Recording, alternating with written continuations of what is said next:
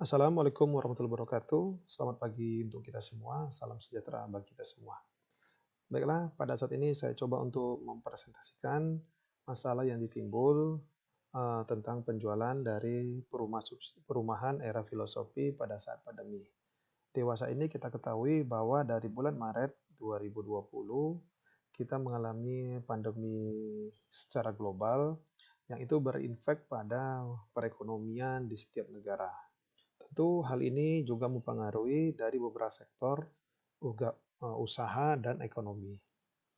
Baiklah, tujuan presentasi saya ini adalah untuk memberikan gambaran dari sudut pandang lain tentang apa yang terjadi dengan perumahan atau properti yang terjadi di Pekanbaru. Dan juga saya akan coba untuk membedah dan memberi solusi apa yang terjadi tentang stagnannya penjualan di perumahan. Baiklah, nama saya Joko Prayatno. Pada slide ini saya akan mencoba menjelaskan secara mukadimah tentang apa yang terjadi tentang penjualan perumahan. Pada kondisi normal sebelum COVID, tingkat penjualan properti masih baik dan cenderung ada peningkatan. Tetapi pada saat COVID dimulai dari bulan Maret 2020, tingkat penjualan cenderung belum stabil dan stagnan.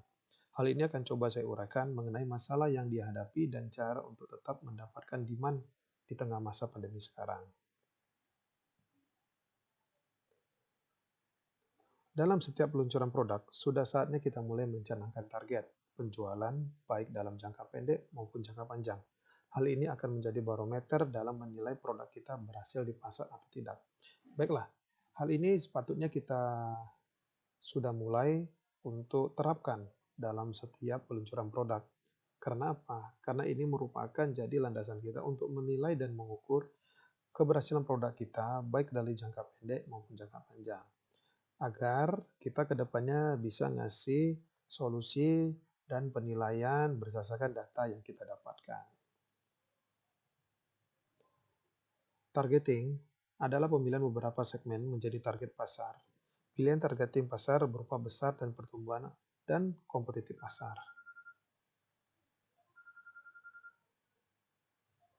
Kriteria targeting.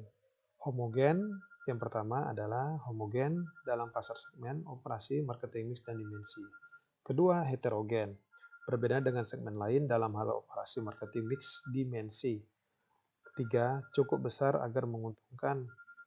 Keempat, operasional, dimensi segmen dapat digunakan identifikasi pelanggan dan kebutuhan variabel marketing.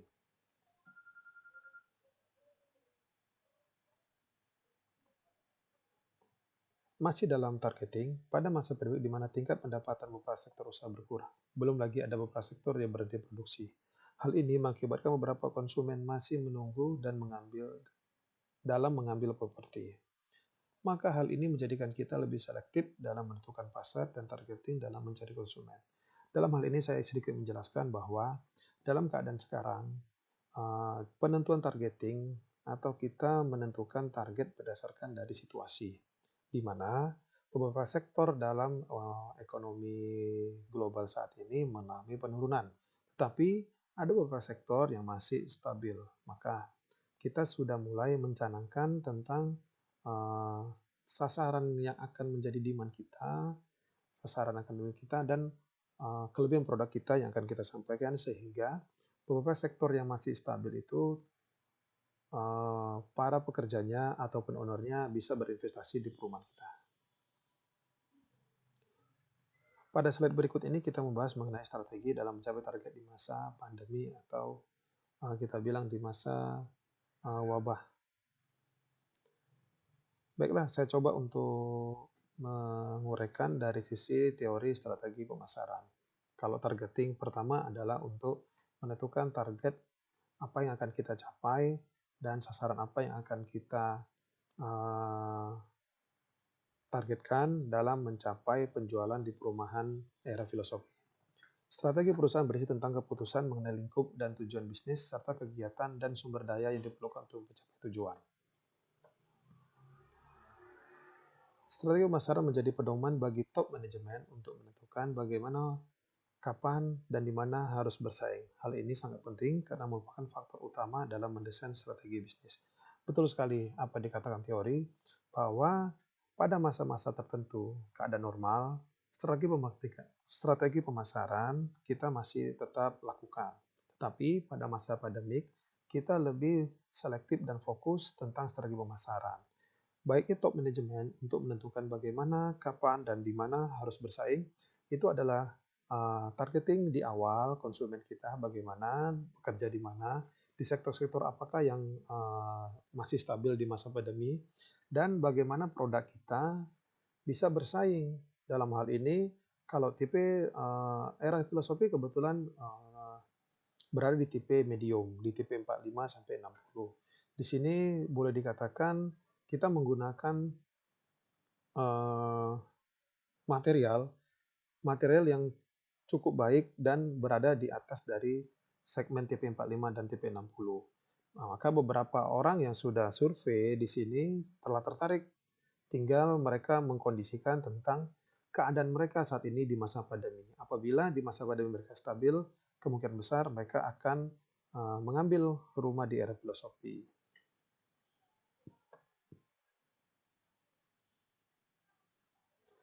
Masih di strategi pemasaran, analisis strategi meliputi 1. Menetapkan kekuatan dan keterbatasan dari unit bisnis. 2.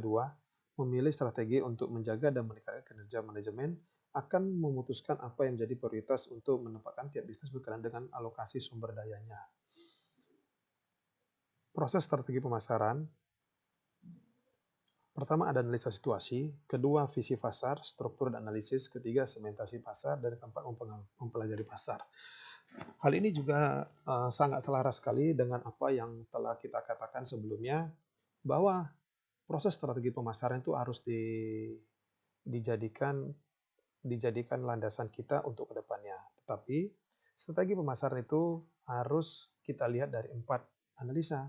Pertama, situasi, kedua, visi pasar dan struktur dan analisis, ketiga, segmentasi, dan keempat, pasar itu sendiri. Jadi dalam hal ini, strategi pemasaran memang berpusat pada pasar yang terjadi pada saat kita meluncing suatu produk.